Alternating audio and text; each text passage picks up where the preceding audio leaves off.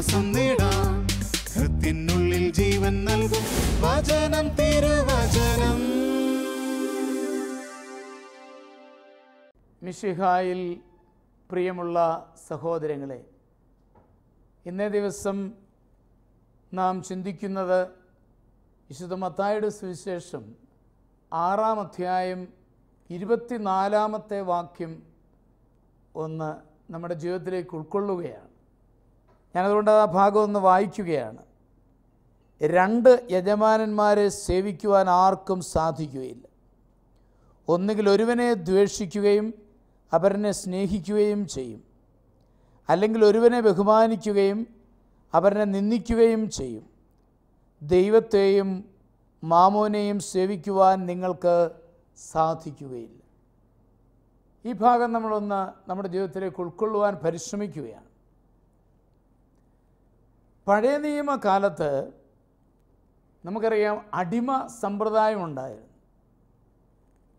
എന്ന് പറഞ്ഞാൽ നിയമത്തിൻ്റെ മുൻപിൽ അടിമ വ്യക്തിയല്ല, ഒരു സാധനമാണ്. അവന് അവകാശങ്ങളൊന്നുമില്ല. യജമാനൻ അവനെക്കൊണ്ട് എന്തും ചെയ്യാം. ഞാനത് എടുക്കുന്നത് വാസ്തവത്തിൽ ദൈവത്തിൻ്റെ കയ്യിൽ നമ്മൾ ഇതായിരിക്കണം. ദൈവം എന്നിൽ നിന്ന് എന്താഗ്രഹിക്കുന്നുവോ അത് എപ്പോഴും നിറവേറ്റാനുള്ള ഒരു പരിശ്രമം, അത് നമ്മൾ കർത്താവിനോട് ചോദിക്കണം. കർത്താവേ, നീ ഇവിടെ എന്താണ് എന്നിൽ നിന്ന് ആഗ്രഹിക്കുന്നത്? ഓരോ ജീവിത സാഹചര്യങ്ങളും വരുമ്പോൾ ദൈവമേ, നീ എന്താഗ്രഹിക്കുന്നു എന്ന് ചോദിക്കുവാനും അത് നിറവേറ്റുവാനും നമ്മൾ കഴിയണം. അതായിരിക്കണം ഒരു ക്രൈസ്തവൻ്റെ വ്യക്തിത്വം എന്നാണ് ഞാൻ പറഞ്ഞു വരുന്നത്.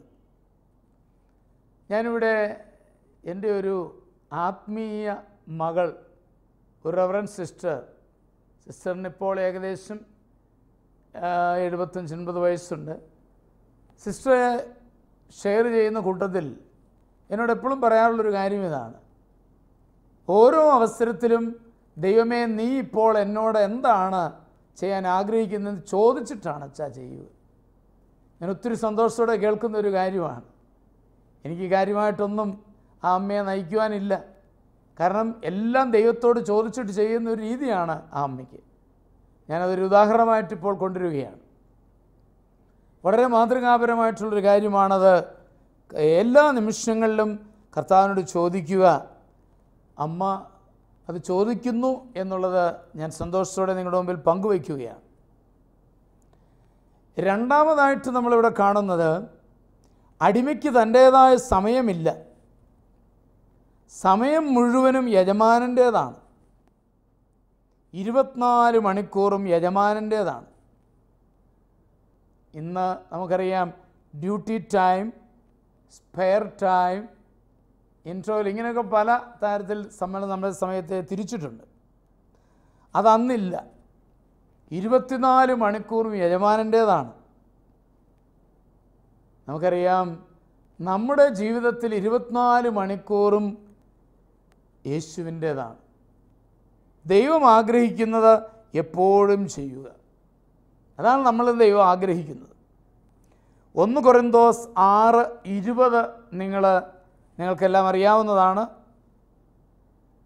പൗലോസ്ലീഹയുടെ വാക്കുകൾ: നിങ്ങൾ വിലയ്ക്കു വാങ്ങപ്പെട്ടവരാണ്, ആകയാൽ ദൈവത്തെ മഹത്വപ്പെടുത്തുവിൻ. അതാണ് അവിടെ അവതരിപ്പിക്കുക. അപ്പോൾ നമ്മൾ കർത്താവ് വിലയ്ക്ക് വാങ്ങിച്ചിരിക്കുകയാണ്. അടിമകളെ എങ്ങനെയാണ് വിലയ്ക്കാണ് വാങ്ങിക്കുന്നത്? അവിടെ നമുക്ക് നമ്മുടേതായിട്ടൊന്നുമില്ല. 24 മണിക്കൂർ തമ്പുരാൻ്റെതാണ്. അവിടെ ദൈവത്തിൻ്റെ ഇഷ്ടം മാത്രം നിറവേറ്റുവാനുള്ളതാണ് എന്ന് നമ്മൾ ഓർത്തിരിക്കുക. ചിലപ്പോൾ നമ്മൾ പള്ളിയിൽ വരുമ്പം തമ്പുരാൻ്റേത്, വീട്ടിൽ ചെല്ലുമ്പോൾ ചിലപ്പോൾ വേറെയാണ്, അല്ലെങ്കിൽ പുറത്ത് ചെല്ലുമ്പോൾ വേറെ ആളാകുന്നു. അങ്ങനെ വരാതെ എൻ്റെ 24 മണിക്കൂർ ഞാൻ എവിടെയാണെങ്കിലും ഞാൻ എൻ്റെ ഈശോയുടേതാണ് എന്ന ബോധ്യം നമ്മുടെ ഹൃദയങ്ങൾ പുലർത്തുവാനായി നമുക്ക് കഴിയണം എന്നതാണ് അച്ഛൻ പറഞ്ഞു വരുന്നത്. മൂന്നാമത് നമ്മളിവിടെ കാണുന്നു, ദൈവത്തെയും മാമോനെയും സേവിക്കുവാൻ നമുക്ക് സാധിക്കുകയില്ല. ഈ മാമോൻ എന്ന പദം ഒരു ഹെബ്രായ വാക്കാണ്. ഇതിൻ്റെ അർത്ഥം നാം ആശ്രയം വയ്ക്കുന്ന ഭൗതിക വസ്തുക്കൾ എന്നാണ്. അതിൻ്റെ അർത്ഥം അത്രയേ ഉള്ളൂ. നമ്മൾ ആശ്രയം വയ്ക്കുന്ന ഭൗതിക വസ്തുക്കൾ എന്നാണ് അതിൻ്റെ അർത്ഥം. ഭൗതിക വസ്തുക്കളിൽ ദൈവത്തെപ്പോലെ ആശ്രയം വയ്ക്കുന്നത് ഒരിക്കലും ശരിയല്ല. അതും ദൈവാശ്രയവും നടക്കില്ല എന്നാണ് പറയുന്നത്. അതാണ് അവിടെ എടുത്തു പറഞ്ഞിരിക്കുന്നത്. ചിലപ്പോൾ ചില കാര്യങ്ങളിലൊക്കെ നമ്മൾ വളരെയേറെ ആശ്രയം വയ്ക്കും. ചിലർക്ക് ഞാൻ പറയാറുണ്ട്, എബ്രഹാമിന് ഐസക്ക് എന്നതുപോലെ വളരെയേറെ അങ്ങനെ ഐസക്കിനെ വളരെ പ്രായമായിട്ട് കിട്ടിയതായതുകൊണ്ട് ഐസക്കിനെ തൊട്ടുതലോടി തഴുകി ഓമനിച്ച് ഒത്തിരി അഫെക്ഷൻ വാത്സല്യം കൊടുത്ത് വളർത്തി. എന്നാൽ കർത്താവ് നമുക്കറിയാം അവിടെയും ഒരു ചെറിയ പരീക്ഷണമുണ്ടായി. ആ ഐസക്കിനെ ബലി കഴിക്കുവാൻ പറയുകയാണ്. ഇതുപോലെ ചിലപ്പോൾ നമ്മൾ ചില ഭൗതിക വസ്തുക്കൾ, വ്യക്തികളല്ല ഭൗതിക വസ്തുക്കളെ തന്നെ ആശ്രയിക്കും. ചിലർക്ക് കാറാവാം, ചിലർക്ക് അവർ അനുദിനം ഉപയോഗിക്കുന്ന കമ്പ്യൂട്ടറാവാം. ഓരോരുത്തരുടെയും ജീവിതത്തിൽ ഓരോന്നാണ്. അതിനോട് വലിയ അറ്റാച്ച്മെൻ്റാണ്. അതവർക്ക് വിട്ടുപിരിയാൻ പറ്റുന്നില്ല. അപ്പോൾ അങ്ങനെയുള്ള ആ ആശ്രയത്വം അപകടമാണ് എന്ന് തന്നെയാണ് ഇതിലൂടെ പറഞ്ഞു വെക്കുന്നത്. അപ്പോൾ നമുക്ക് ദാതാവിനെ മറന്നിട്ട് ദാനത്തിലേക്ക് പ്രവേശിക്കുന്നൊരവസ്ഥാവിശേഷം അത് ഒന്നിച്ചു പറ്റില്ല എന്ന് തന്നെയാണ് ഈ തിരുവചനം പറയുക.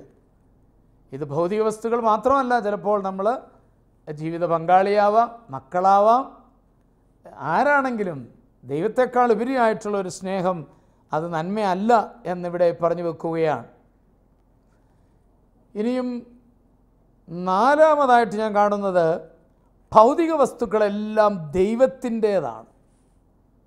ഇത് തിരുവചനത്തിൽ വളരെ വ്യക്തമായി നമ്മൾ കാണുന്നതാണ്. സങ്കീർത്തനം 24:1 അച്ഛനൊന്ന് ഉദ്ധരിക്കുകയാണ്. സങ്കീർത്തനം 24:1 പറയുന്നു, ഭൂമിയും അതിലെ സമസ്ത വസ്തുക്കളും കർത്താവിൻ്റേതാണ്. ഭൂമിയും അതിലെ സമസ്ത വസ്തുക്കളും കർത്താവിൻ്റേതാണ് എന്നാണ് സങ്കീർത്തനം പറയുക 24:1. സങ്കീർത്തനം 50:10-12 വാക്യങ്ങൾ ഇങ്ങനെ പറയുന്നു, ലോകവും അതിലുള്ള സമസ്തവും എൻ്റേതാണ്. കർത്താവിൻ്റെ വാക്കുകളായിട്ടാണ് അവിടെ അവതരിപ്പിച്ചിരിക്കുക. അതെല്ലാം എൻ്റേതാണ്. അപ്പോൾ അച്ഛൻ പറഞ്ഞു വരുന്നത് ഭൗതിക വസ്തുക്കളെല്ലാം ദൈവത്തിൻ്റേതാണ് എന്ന മനോഭാവം നമ്മൾ പുലർത്തേണ്ടതുണ്ട്. ദൈവം അത് സൂക്ഷിക്കാനായിട്ട് നമ്മളെ ഏൽപ്പിച്ചിരിക്കുകയാണ്. ഈ വിധത്തിലാണ് നമ്മൾ കാണേണ്ടത്. നമ്മൾ വെറും കാര്യസ്ഥന്മാർ മാത്രമാണ്. അപ്പോൾ നമുക്ക് ഭൗതിക വസ്തുക്കൾ വളരെയേറെ ഉള്ളവരുണ്ട്, ഇല്ലാത്തവരുണ്ട്. എന്നെ കേൾക്കുന്നവരിൽ എല്ലാ വിധത്തിലുള്ളവരുണ്ട്. വളരെയേറെ ഭൗതിക വസ്തുക്കളെ സമ്പത്തുള്ളവരുണ്ട്, വളരെ കുറവുള്ളവരുമുണ്ട്.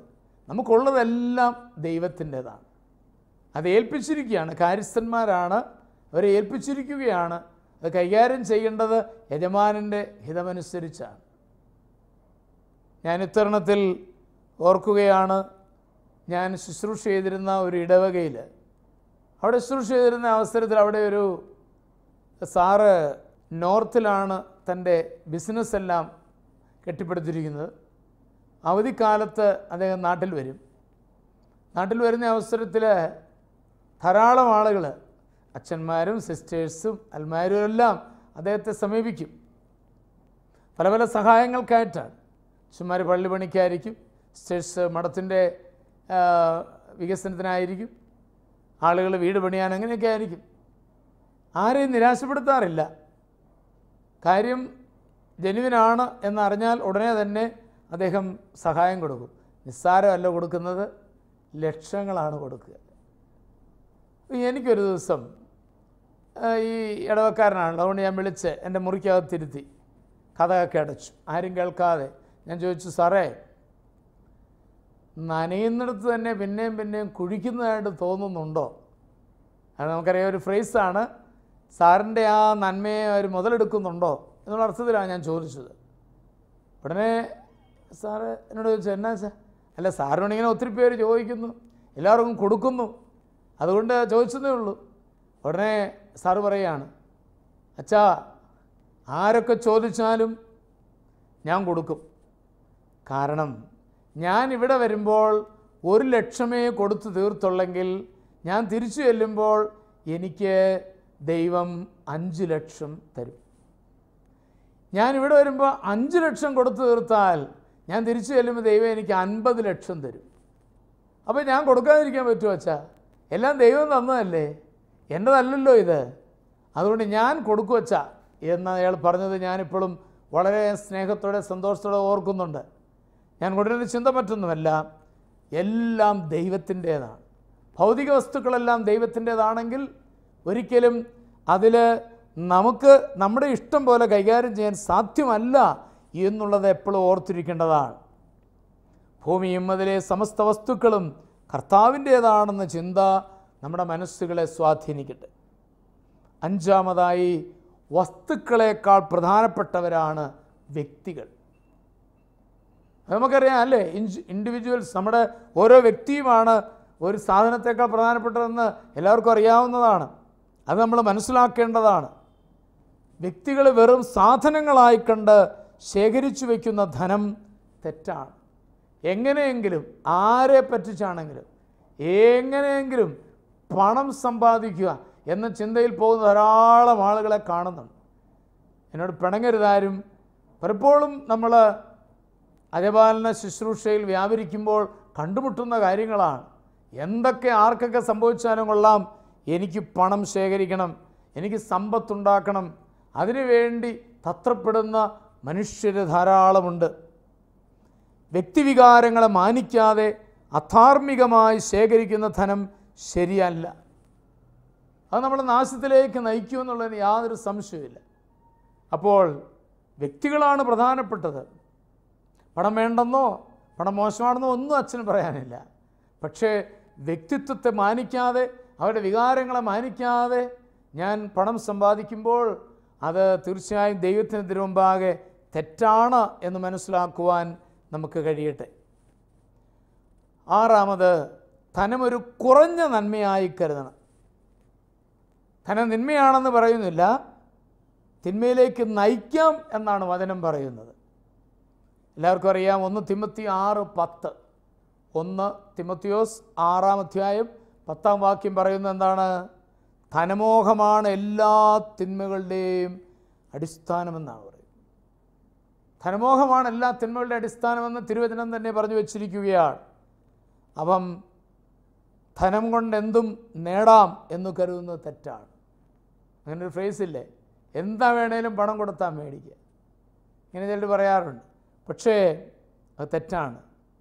ധനം സമ്പാദിക്കുന്നത് തിന്മയല്ല, എന്നാൽ അത് വലിയ ഉത്തരവാദിത്വമാണ് എന്ന് നമ്മൾ ഓർക്കേണ്ടിയിരിക്കുന്നു. ദൈവം അവൻ എങ്ങനെ അത് ഉപയോഗിക്കണമെന്ന് ആഗ്രഹിക്കുന്നുവോ അതുപോലെ ഉപയോഗിക്കാൻ അവന് കഴിയണം. ധനം സമ്പാദിക്കുന്നത് തെറ്റാണെന്ന് പറയാൻ പറ്റുകയില്ല. But it's A greater responsibility. ഞാൻ പറയുന്നത്, എൻ്റെ കയ്യിൽ 10,000 രൂപയുള്ളെങ്കിൽ ഞാൻ ആ 10,000 രൂപയുടെ കണക്ക് കൊടുത്താൽ മതി ഇവിടെ തമ്പുരാൻ്റെ മുമ്പിൽ. എൻ്റെ കയ്യിൽ 1 കോടി രൂപയാണ് ഇരിക്കുന്നതെങ്കിൽ ഞാൻ അതിനുള്ള കണക്ക് കൊടുക്കാൻ വിളിക്കപ്പെട്ടവനാണ്. അത് വലിയൊരു ഉത്തരവാദിത്വമാണ്. അവിടെ പണം വേണ്ടെന്നല്ല, വീണ്ടും ഞാൻ പറയുകയാണ്, പണമാവാം, പക്ഷെ അത് ദൈവഹിതമനുസരിച്ച് വിനിയോഗിക്കുവാൻ കഴിയുന്നില്ലെങ്കിൽ ഞാൻ തമ്പുരാൻ്റെ മുമ്പിൽ കണക്ക് കൊടുത്തേ തീരൂ. അതെനിക്ക് നന്മയായി ഭവിക്കുകയില്ല, ആ പണം എന്നെ രക്ഷിക്കുകയില്ല എന്നുള്ള ബോധ്യം നമ്മുടെ ഹൃദയങ്ങളിൽ ഉണ്ടാവണം എന്ന് വളരെ സ്നേഹപൂർവ്വം ഓർമ്മിപ്പിക്കുകയാണ്. 7-ാമത്, എങ്ങനെ ഒരുവൻ ധനം സമ്പാദിച്ചുവെന്നത് പ്രധാനപ്പെട്ടതാണ്. ഈശോയ്ക്ക് ഉതകും വിധമോ അല്ലാതെയോ എന്ന് പ്രധാനപ്പെട്ടതാണ്. ധനം സമ്പാദിക്കുന്നത് തെറ്റാണെന്ന് പറഞ്ഞില്ലെങ്കിലും എങ്ങനെ സമ്പാദിച്ചു, ഏത് വിധേനയാണിത് സമ്പാദിച്ചത് എന്നുള്ളത് പ്രധാനപ്പെട്ടതാണ്. കർത്താവ് അവിടെയാണ് നോക്കുന്നത്. അവൻ എങ്ങനെ, ക്വാളിറ്റി കർത്താവ് നോക്കുമെന്ന് പറയുന്ന പോലെ കിട്ടിയ ക്വാണ്ടിറ്റി അല്ല, ഇതെങ്ങനെ ഏത് രീതിയിലാണ് ഇവൻ സമ്പാദിച്ചത് എന്നത് കർത്താവിൻ്റെ മുമ്പിൽ പ്രധാനപ്പെട്ടതാണ്.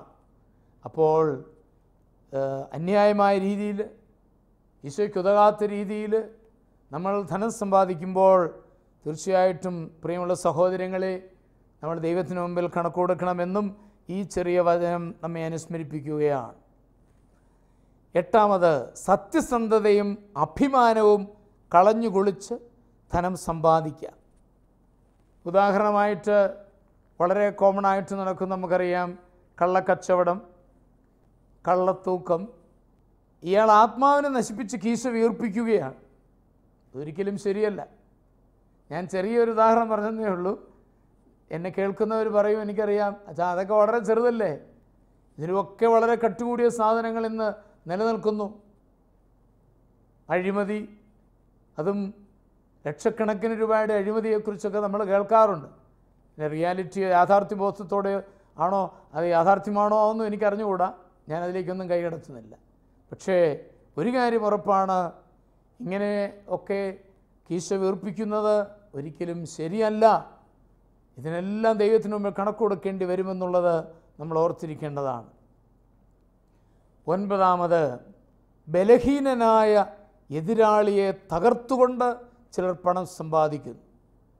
ഇവർക്ക് രാത്രി ഉറക്കം വരില്ല, ഇവർക്ക് ഉറങ്ങാൻ പറ്റുകയില്ല, കാരണം സ്വസ്ഥതയില്ല. അവരവരുടെ ശത്രുക്കളെ തകർത്തുകൊണ്ട് മുന്നേറുകയാണ്. ശരിയാണ്, അതിലൊരു രസമുണ്ട്, പണമൊക്കെ കിട്ടുന്നുണ്ട്. പക്ഷെ അവർക്കൊന്നും സ്വസ്ഥമായിട്ട് കിടന്നുറങ്ങാൻ സാധിക്കുകയില്ല എന്നുള്ളതിന് യാതൊരു സംശയവുമില്ല. അവൻ പാവപ്പെട്ടവനാണ്, അവന് ഒരുപക്ഷെ കേസ് കൊടുക്കാൻ പറ്റത്തില്ല, അവനതിനൊന്നും പോകുന്നയാളല്ല. അത് ഞാൻ മുതലെടുത്തുകൊണ്ട് എൻ്റെ സമ്പത്ത് ശേഖരിക്കുമ്പോൾ തീർച്ചയായും ദൈവത്തിന് മുമ്പാകെ ഞാൻ എത്ര വലിയ തെറ്റാണ് ചെയ്യുന്നത് എന്ന് ഓർത്തിരിക്കേണ്ടതാണ്. 10, ഒരുവൻ്റെ പ്രധാന ചുമതലകൾ മറന്നുകൊണ്ട് അവൻ പണം സമ്പാദിച്ചാൽ അതും തെറ്റാണ്. എന്താണ് ഉദ്ദേശിക്കുന്നത്? ഒരു ഭർത്താവ് ഭാര്യയോടോ കുട്ടികളോടോ ഉള്ള ചുമതലകൾ മറന്ന് പണത്തിനായി നെട്ടോട്ടം ഓടുന്നു. അത് വലിയ തെറ്റാണ്. അതാണ് ഞാൻ ഒരു ചുമതലകൾ മറന്നുകൊണ്ടുള്ള സമ്പത്ത് ശേഖരണമെന്ന് പറഞ്ഞതാണ്. തൻ്റെ ഭാര്യയുടെ കൂടെ ഇരിക്കാൻ സമയമില്ല, കുട്ടികളോടൊത്ത് ആയിരിക്കാൻ പറ്റുന്നില്ല, അവരുടെ കാര്യമൊന്നും ശ്രദ്ധിക്കാൻ പറ്റുന്നില്ല, പണം സമ്പാദിക്കണം. അപ്പോൾ ഒരു നീതീകരണമൊക്കെ പറയും, അച്ഛാ അവർക്ക് വേണ്ടിയല്ലേ ഞാൻ ഈ കിടന്ന് ഓടുന്നത്, അവരെ സ്നേഹിക്കാൻ വേണ്ടിയല്ലേ ഞാൻ ഈ കഷ്ടപ്പെടുന്നത് എന്നൊക്കെ പറയും. അത് ഞാൻ കേട്ടിട്ടുള്ളതാണ്. പക്ഷേ അതുകൊണ്ടൊന്നും നീതീകരിക്കപ്പെടുന്നില്ല. അവൻ്റെ കടമകൾ നിറവേറ്റിക്കൊണ്ട് പണം സമ്പാദിക്കുക. അല്ലെങ്കിൽ ഒരു ഭാര്യ പണം സമ്പാദിക്കാൻ വേണ്ടി ഇറങ്ങി തിരിച്ചെന്ന് വിചാരിച്ച് കുടുംബത്തിലെ കടമകളൊക്കെ മറന്ന് എനിക്കെന്തുമാവാം പണമുണ്ടെങ്കിൽ എന്നുള്ള മട്ടിൽ പണം സമ്പാദിക്കുവാൻ വേണ്ടി നീങ്ങുമ്പോൾ ആ കുടുംബം തകരുകയില്ലേ? അപ്പോൾ അതും പ്രധാനപ്പെട്ടതാണ്. അവൻ്റെ ചുമതലകൾ മറന്നുകൊണ്ട് ഉള്ള ധനസമ്പാദനം അധാർമികമാണ്, തെറ്റാണ്.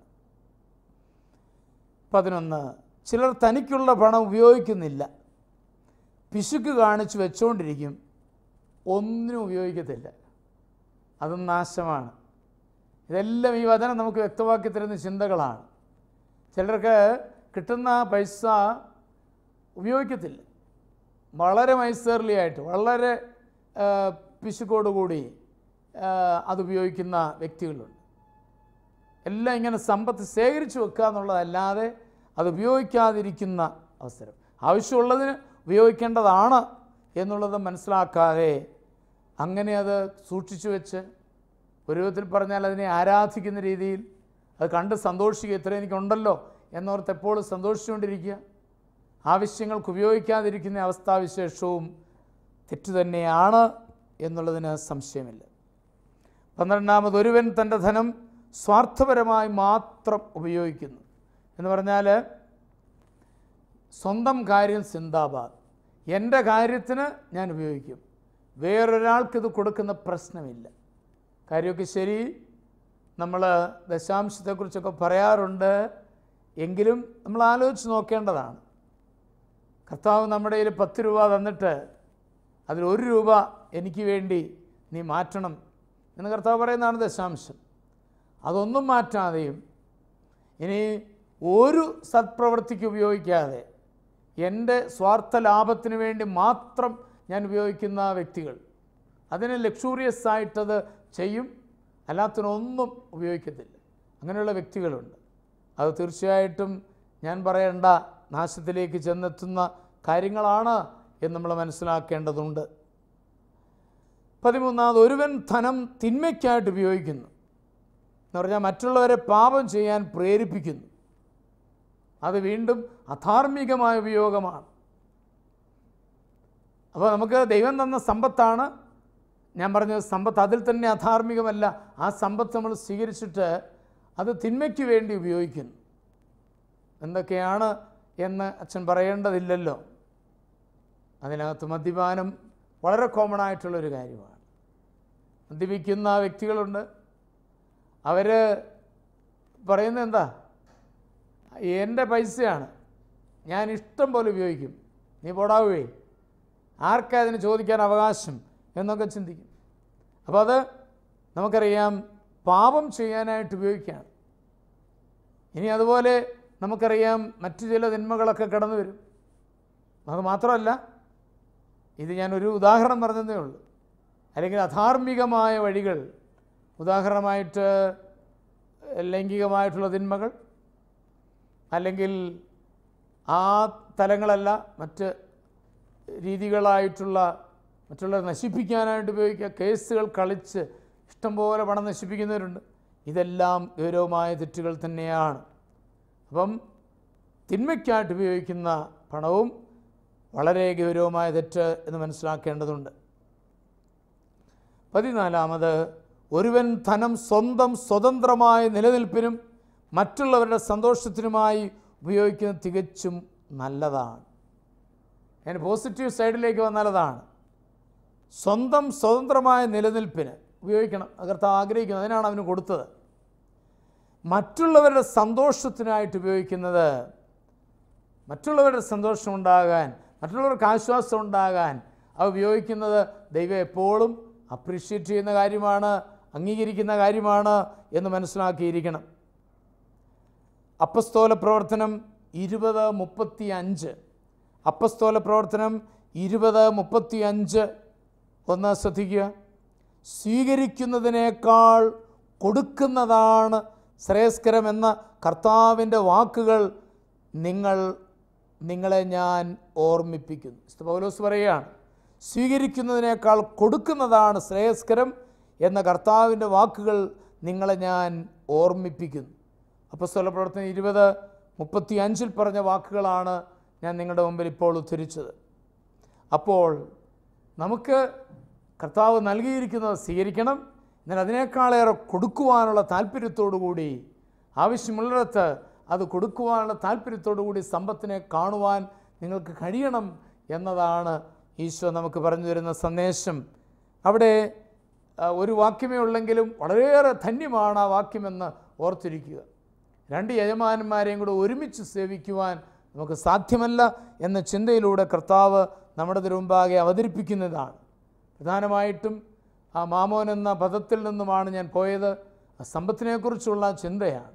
അത് ധന്യമായിരിക്കുവാൻ നമുക്ക് കഴിയട്ടെ എന്ന് വളരെ സ്നേഹപൂർവ്വം ഓർമ്മിപ്പിക്കുകയാണ്. അപ്പോൾ ദൈവത്തിൻ്റെ പ്രത്യേകതയാണ് നൽകൽ, ഗിവിങ് ദൈവത്തിൻ്റെ പ്രത്യേകതയാണ്. ഇതിന് നമുക്ക് കഴിയണം, അത് ശ്രേഷ്ഠമാണ്. നമുക്കറിയാം സെൽഫ് ഗിവിങ്, അതാണല്ലോ ദൈവത്തിൻ്റെ സ്നേഹമായി യോഹന്നാൻ 3:16 അവതരിപ്പിച്ചത്. തൻ്റെ ഏകജാതനെ നൽകുവാൻ തക്കവണ്ണം ദൈവം ലോകത്തെ അത്രമാത്രം സ്നേഹിച്ചു. ഈ നൽകൽ നമ്മൾ ഏറ്റുവാങ്ങിയെങ്കിൽ നമ്മുടെ ജീവിതത്തിൽ ഈ നൽകൽ നിരവധിയായിട്ട് നിറവിലുണ്ടാകുവാൻ ഇടയാവട്ടെ എന്ന് സ്നേഹപൂർവ്വം ആശംസിക്കുകയാണ്. നമ്മുടെ സമ്പത്ത് ശരിയായി വിനിയോഗിച്ചുകൊണ്ട് ദൈവഹിതം നിറവേറ്റുവാൻ കഴിയട്ടെ എന്ന് സ്നേഹപൂർവ്വം ഓർമ്മിപ്പിച്ചുകൊണ്ട് ഈ വചന ശുശ്രൂഷ നിർത്താൻ ഒരു നിമിഷം പ്രാർത്ഥിക്കാം. ഞങ്ങളെ സ്നേഹിച്ചു പരിപാലിക്കുന്ന നല്ല ദൈവമേ, അങ്ങ് ഞങ്ങൾക്ക് തന്നിരിക്കുന്ന സമ്പത്ത് അങ്ങയുടെ കൃപയാണ്. ഞങ്ങൾ പൂർണ്ണമായ ബോധ്യത്തോടെ സ്വീകരിക്കുന്നു. എല്ലാ സമ്പത്തിൻ്റെ ഉടമ അങ്ങാണ്. അങ്ങ് ആഗ്രഹിക്കുന്ന പോലെ അത് ഉപയോഗിക്കുവാൻ, അങ്ങ് ആഗ്രഹിക്കുന്നത് പോലെ അത് പങ്കുവെച്ചു കൊടുക്കുവാൻ ഉള്ള ഒരു നല്ല മനോഭാവം ഞങ്ങൾക്കേവർക്കും അങ്ങ് നൽകണമേ. ഞങ്ങളെങ്ങനെ രൂപാന്തരപ്പെടുത്തണമേ എന്ന് ഞങ്ങൾ പ്രാർത്ഥിക്കുന്നു. പിതാവും പുത്രനും പരിശുദ്ധാത്മാവുമായ സർവേശ്വര എന്നേക്കും. ആമേൻ.